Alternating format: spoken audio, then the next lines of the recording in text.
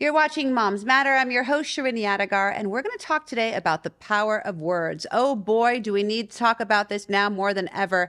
And I have in the studio today Deb Sawaf, the creator of The Power of Words. She is dynamite. I mean, truly, you are a philanthropist, a do-gooder. You are making this world a better place through all the goodness that you're creating. And I just feel better being in your presence. So thank you for being here with us today. Thank you for having me. It's long overdue. We talked about doing this a long time ago, but there's no better time than now. So I appreciate you and the work you do and the word you try to spread, especially for moms. I mean, we are the CEOs of the home, so we have a big job as well. We do have a huge job, and just regulating our own emotions and then trying to model it for our children. Absolutely. I want to talk a little bit about the power of words, what this movement is, how it came to be, and what you're trying to spread. I talk about it so often, but I loved saying it over and over again because as human beings, we all have our purpose within us. And when passion finds purpose, you're unstoppable. And I feel like I'm in that mode now. So I've been in fashion for about 28 years and I launched my own brand over a decade ago. And in 2022, I was asked to be the fashion event and give back to mental health. And this is post-COVID. I realized how much we needed to deal with mental health, how much we needed to express emotions. And that is the root cause of all the mental health issues, is us being unable on a daily basis to say, I'm feeling like that, because then people think you're mourning and you're complaining. And hence, I decided to create a movement leveraging the voice of fashion, leveraging the voice of role models. And by role models, I don't necessarily mean celebrities. I mean real role models like yourself, who has someone that pays attention to you, who you can influence through your positivity. So working with role models to create change and remind people that it's important to be able to share your emotions and share your vulnerabilities, because that's human. That is human. And you have created a curriculum that's going to be hopefully in hundreds of schools all over the world, not just in the country, but all over the world. And essentially what you're teaching is students and human beings how to express themselves. Absolutely. I think it's not, I started with the intention for this to be for students, but the first opportunity we had was to start at corporates, because corporates felt like they needed to express emotions. But yes, this program the intention was to start with students, especially graduating students from university, going out into the real world. Then we realized you need it for high school, and then we realized you need it for middle school, and now even elementary school.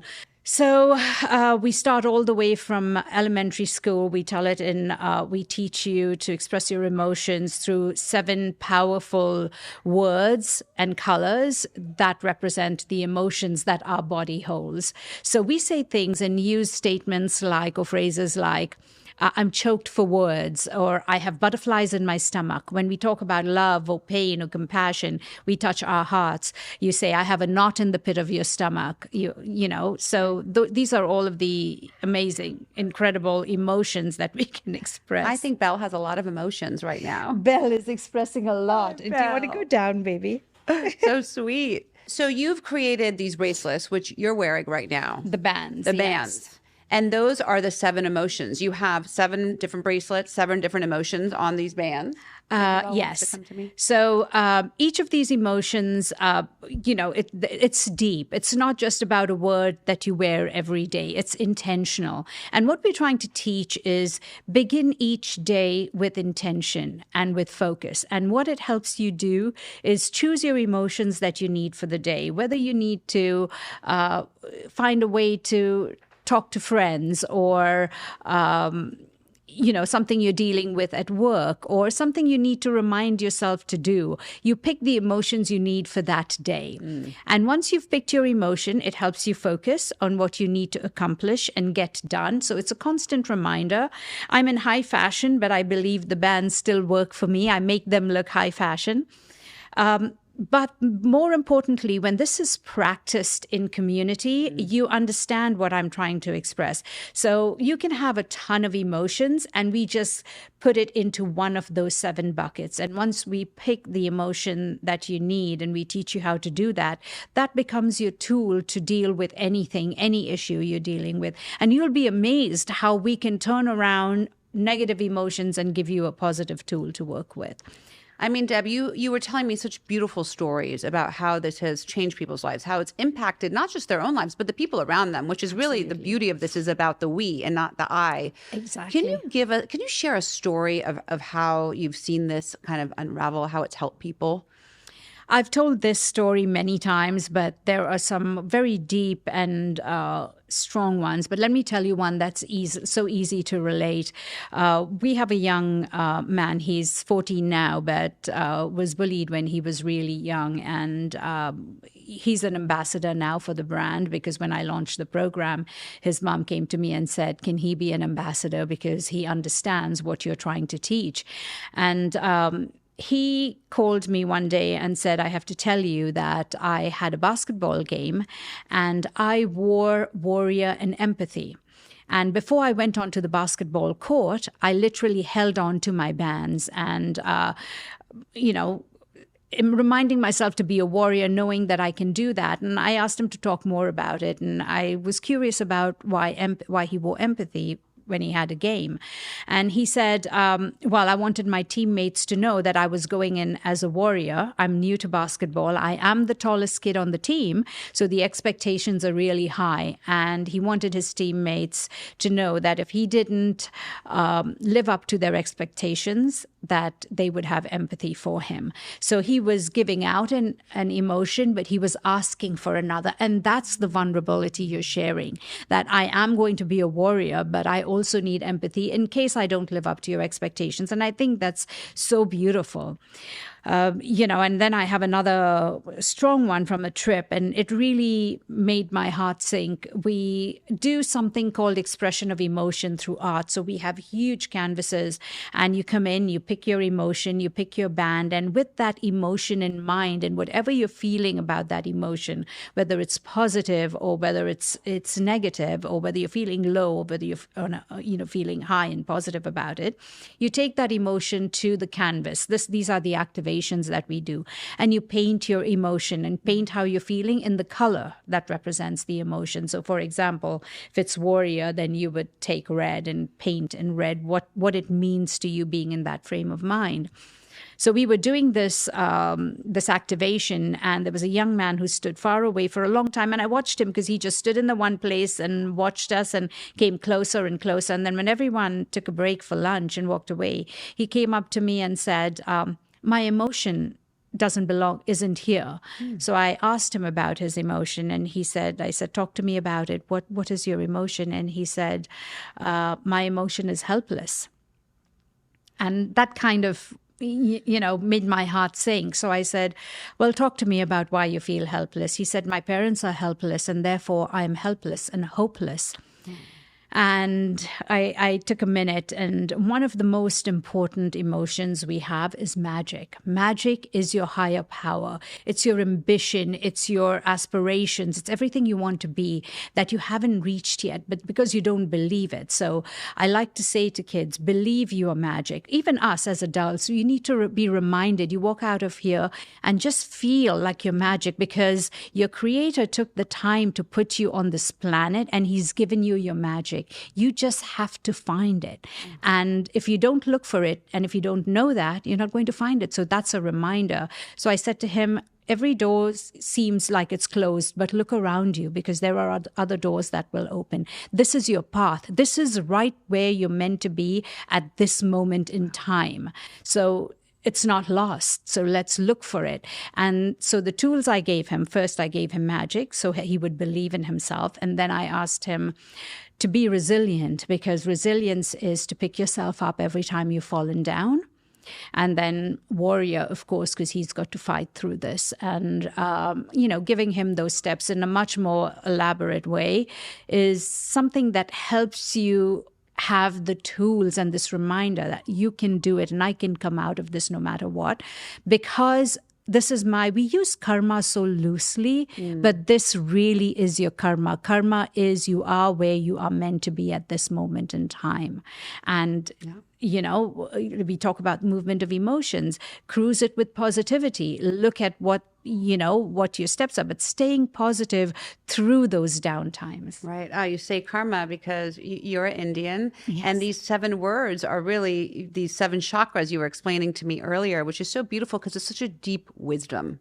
Right. You can't deny this. And what you said is you're really allowing people to feel like there is a purpose to why they're here. There is a magic even in the worst of emotions. Yes. Right. And it's palatable therapy. I think it's so hard sometimes for adults, young children, teenagers to sit in a chair and sit with a therapist. It's hard to talk about your emotions. And the real emotions. The real emotions. But you're really allowing them to get deep and do it in a much easier way.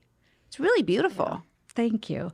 Thank you. And I know that it sounds so simple and okay, these are just 7 words, but when you get into it and when you sit and talk about each emotion and how can you use this? And when we do it, I believe this needs to be done in community, because when you do it, everybody gets to talk about why did you pick that emotion, and you learn different ways of using one band. Mm-hmm. You can be asking for an emotion or you can be putting it out, but you can use the one emotion in so many different ways. It's right now you see what's happening across college campuses, for example, and the fact that there's no civil discourse. And if only all of the students knew about these 7 words and knew how to use them in community to wear compassion, for example, and to tell your fellow peers that I just need a little compassion today. Yeah. Yeah. Change the world. Yeah, absolutely. And spread, it changes everything we put on Instagram. We're shouting and screaming and talking. And it's so easy to write things, right? Because it's not your voice. Let's start putting positive things out there. Let's start saying, okay, I need a little compassion today, or I need a little empathy today. Walk alongside me and understand how I'm feeling and why I'm feeling. It's very easy for us to judge people. Yes, it is. And without understanding. But you're teaching, I think through this curriculum, what you're really teaching is to be vulnerable. Yes. And to be accepting of others. Yes. That's really what this is. It's about community and the we instead of the I, me, me. And I love it, Deb. What are you hoping will happen if you can look a few years into the future? What are you hoping will happen with this movement? I really hope that emotional intelligence will be the base of every human, I want to say, skill. If we reach in, because we all have it, but life is so fast-paced, and now with the immersion of AI and ChatGPT and OpenAI and all of this amazing technology that we do need, what do we leave behind? We leave behind the youth. They are our future. How are we teaching them to cope with this when they can't cope with their own emotions? Right. So, I hope that this will be a curriculum in schools. I hope that this program, because it's simple and there's really no commitment or time commitment. It doesn't take an hour a day or an hour a week out of your classroom. It's just something that once it rolls out, you practice it. And your parents understand what you're thinking. You understand what your parents are feeling. Your faculty understands. You walk into a supermarket and somebody can relate to how you're feeling. They understand. They see you wearing optimism and they go, thumbs up, good for you. And sometimes it's a conversation starter. I mean, if we want a revolution, this should be the revolution that we want, to bring more kindness and compassion into the world. I mean, I would love to have the bracelets just in my home for myself and my husband and my children, so that we can understand each other, because sometimes it's hard. It's hard to express. Yeah. And it's so beautiful. Yeah. How can all of us get involved? Where can we find you? Tell us. Well, we have the foundation, the Power of Words Foundation. And like I was saying to you earlier, it's very hard to go through protocol and try to implement the program. So I want to be able to implement the program in school. So if, we're actually fundraising. We're a foundation, the Power of Words Foundation. We're raising funds to be able to roll this program without waiting for, the schools to come up with the budget or see whether it fits into the budget, especially underprivileged communities. families, communities where you have addiction and substance abuse. That's a huge problem. Handicap is a huge problem. Autism is a huge problem. These kids are not expressing themselves. What I've also realized is doctors and nurses also need it for themselves. And like we've had doctors say, we come to work with our cups half full, and then we empty it out into our patients. So doctors and nurses are running on empty. There are so many people. If you talk about, firemen, the police force, everybody needs it. So, we're just looking to be able to move with the program so we can get get the tools out there and get people to understand. Follow us on Instagram, reach out to us through direct message or through the website, and we're here. The tools are available online.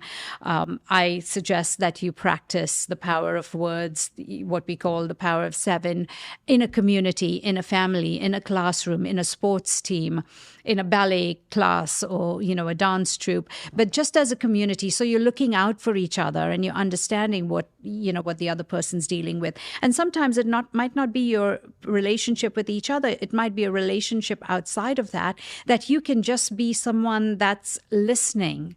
And we don't have solutions to everyone's problems, but offloading how you feel. What do they say? Problems shared are problems halved, and joy shared are joys doubled. So this works that way too. Oh, so beautiful, Deb. Honestly, I created this show 7 years ago to meet people like you who are really working to make the world better through your philanthropy, through your advocacy, through your love. And I just feel better being in your presence. Thank you for what you're doing. Everybody go and visit The Power of Words, get involved, make a donation, talk to your schools about it. What a better world it would be if our children knew how to communicate their emotions. Thank you for joining us today. We'll see you all next time on Moms Matter.